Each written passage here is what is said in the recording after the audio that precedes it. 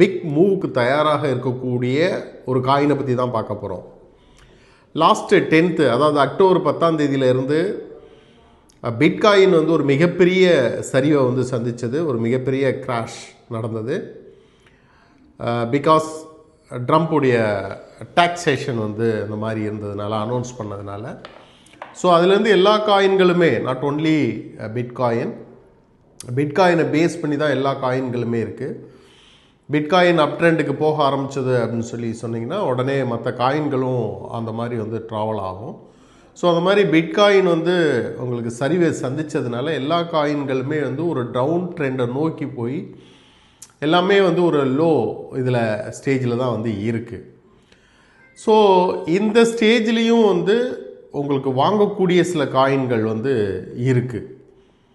அந்த மாதிரி வந்து நீங்கள் செலக்ட் பண்ணி வாங்கினீங்கன்னு சொன்னால் மறுபடியும் எகெயின் வந்து மார்க்கெட் வந்து ரெக்கவரி ஆகும்போது ஒரு ஷார்ட் பீரியடில் ஒரு நல்ல ப்ராஃபிட் வந்து எடுக்கலாம்.